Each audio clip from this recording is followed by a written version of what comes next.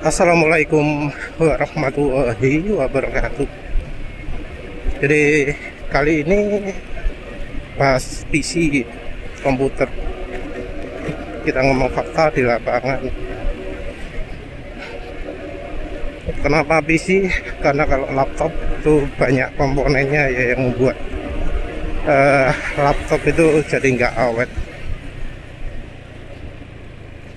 Kalau soal baterai pasti cepat habis lah ya, namanya laptop itu, terutama untuk mereka yang hobi nempelin power supply ke laptopnya.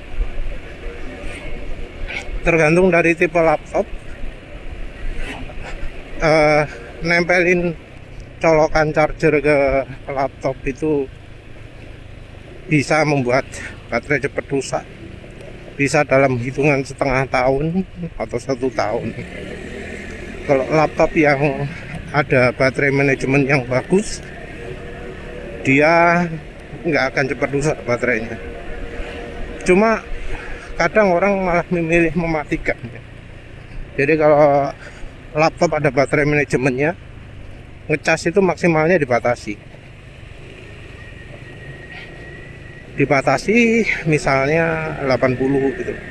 Yang ekstrim malah dibatasi sampai 50% dok. Padahal orang butuhnya komputer bisa nyala lama tanpa listrik ketika dicabut. Walau kebutuhannya agak lama, maksudnya agak jarang, tetap aja ditempelin terus. Walau misalnya butuhnya cuma kerja di kantor dinyalakan, kerja di rumah dinyalakan, semuanya ada listriknya. Kadang orang milih ditempelin terus laptopnya, colokan listriknya. Padahal itu ya salah satu yang membuat baterai cepat rusak.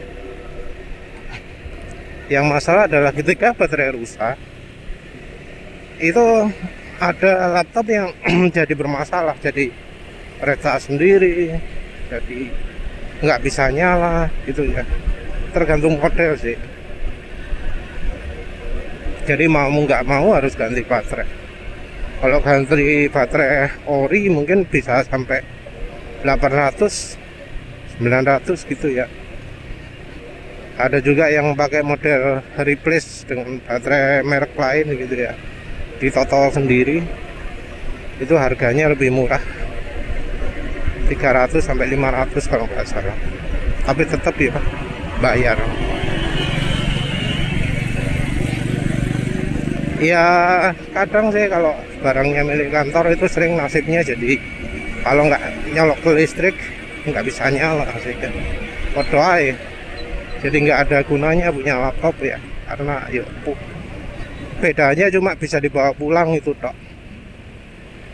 Padahal ya sebenarnya di rumah pun nggak ngerjakan apa-apa. Di rumah orang juga sekarang nggak butuh laptop, karena bisa pakai HP. Kadang juga sudah punya komputer, sudah punya laptop di rumah. Laptop sendiri juga rusaknya banyak. Bisa dari monitornya, dari suaranya, dari USB-nya, dari hard disk juga. Tapi kalau hard disk sekarang jarang karena sudah SSD. Hal yang membuat laptop cepat rusak itu biasanya adalah panas. Tentu ya, handling juga, kena air juga. Jadi kalau kebiasaan makan sambil dekat laptop ya itu yang paling merusak itu. Karena ya misalnya tumpahan kuah mie rebus jatuh kena keyboardnya nggak fungsi kan. Jadi kalau makan baiknya keyboard ditutupi ya.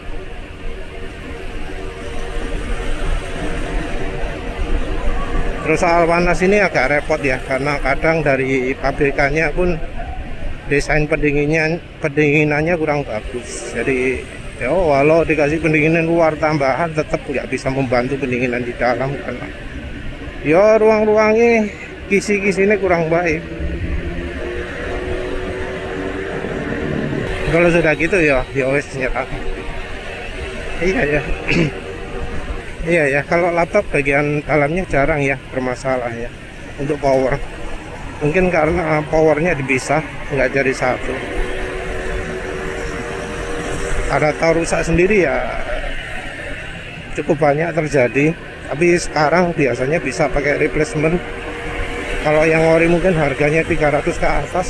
Kalau yang replacement mungkin ada yang 100.000 ya. Yang penting voltasenya jangan salah ya. Cek voltasenya dan arusnya itu jangan sampai kurang. Arus nggak boleh kurang, voltase harus ngeplek sama persis. Kalau nggak ngeplek ada risiko rusak. Jadi kalau laptop ya karena banyak faktor ya jadi cepat rusak karena ya dibawa di kemana ditaruh bisa sembarangan gitu ya. Ada resiko jatuh juga karena dibawa-bawa. Nah kalau komputer biasanya lebih durable ya, karena misal keyboardnya kan bisa, jadi kalau keyboardnya bermasalah tinggal beli lagi. Harganya saya ngapi ya kayak merek Logitech mungkin 150 bisa guys, yang murah-murah. Kalau keyboard sing ngecek-ngecek ya mungkin 60.000 ada yang model tampilan office. Mungkin rotot seret ya, memang kalau yang murah-murah desainnya seperti itu ya. Kalau misalnya mau melumasi ulang enak kok. Jadi kalau mouse ya, mouse itu juga di laptop orang biasanya juga pakai mouse ya, karena ya mouse itu lebih enak daripada trackpad. Mungkin ada yang sudah terbiasa pakai trackpad ya, selama trackpadnya enggak salah desain ya bisa aja sih enak dipakai, karena kadang dibuat rumit ya karena fungsionalitas terbatas, tapi dipaksa untuk bisa banyak. Misalnya kalau jari 2, jari 3 gitu di tap 2 kali sama 3 kali dibuat beda gitu ya. Kalau yang modelnya simple itu biasanya enak, reliable. Tapi kalau yang sudah diperumit itu beda lagi. Kalau komputer ya masalah bisa sama juga ya, panas. Terutama dari CPU, dari heatsink, dari chipset, juga dari harddisk. Yang masalah itu karena yang jual komputer, yang jual PC itu kadang tidak memperhatikan soal pendinginan ya. Jadi misal prosesor dia pakai yang bawaan, pakai yang murah, padahal kalau kita pasang seperti itu nggak akan nggak akan cukup, nggak akan bisa tahan lama ya, karena bukan karena kipasnya itu macet ya, seringnya karena kalau kipas macet itu biasanya terjadi setelah setahun, mungkin ya 2 tahun lah, kadang ya sampai 10 tahun 20 tahun kipas isi muter ya ono. Terutama adalah karena daya pendinginnya kurang, dan kadang dari penjualnya juga tidak memperhatikan setelan-setelan di komputernya. Jadi pendinginannya pakai yang murahan, terus setelan BIOSnya tidak diperhatikan. Karena pernah terjadi ya, beli komputer yang kelas komputer Core i9 yang 28 core, jadi speknya sudah tinggi. Pendinginannya amit-amit lah. pendinginannya buruk, gak ono tembagane belas, padahal kelas Core i9 pendinginannya ala kadarnya. Dan belakangan baru tahu bahwa itu setelan di BIOSnya salah. Jadi pendinginannya di setelan BIOS pakai yang namanya tower cooler, padahal pendinginannya ya pendingin aluminium biasa, yang kalau katanya Google itu ratingnya cuma 45 watt atau berapa. Nah itu diisi tower yang ratingnya 100 watt. Jadinya ketika prosesor full kepakai semua, angka suhunya bisa sangat tinggi sampai 100 derajat. Padahal 100 derajat itu untuk beberapa warning system bisa diangkat terlalu tinggi.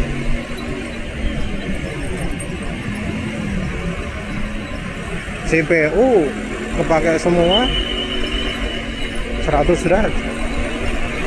Nah ternyata cari-cari di setelan, rupanya ada setelan di sini, dari setelan apa nih jenenge,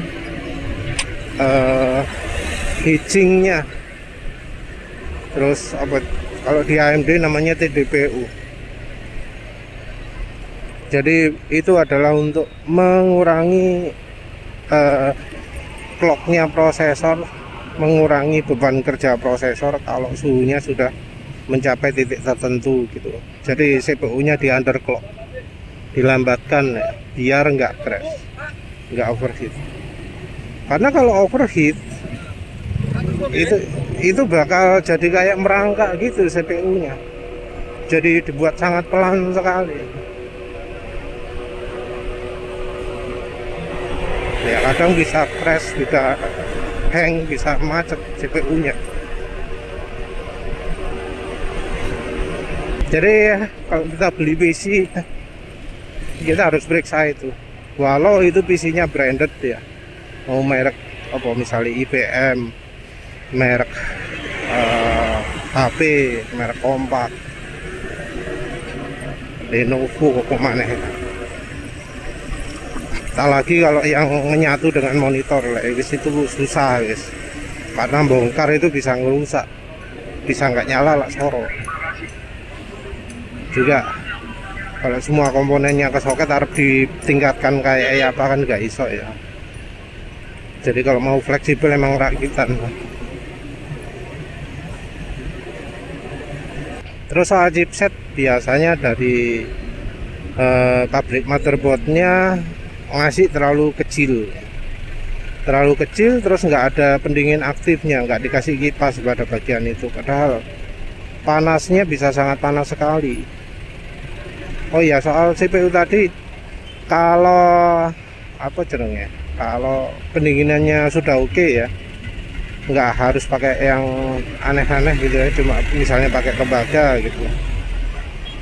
Pendingin sing ono tembaga nih, itu suhunya ketika masuk BIOS maksimal 40 derajat kalau pendinginannya oke. Kalau nggak begitu sip 50, kalau nggak sip 60 atau lebih. Jadi kalau di saat masuk BIOS pendinginan bisa sampai lebih dari 60, wah itu warning. Lebih dari 50 pun nggak begitu bagus. Jadi kalau bisa ya di bawah 50. Kadang juga dari penjualnya salah ya, kipasnya dipasang, dicolokan untuk kipasnya sistem, padahal kipasnya sistem itu muternya lebih pelan daripada kalau kipasnya untuk CPU.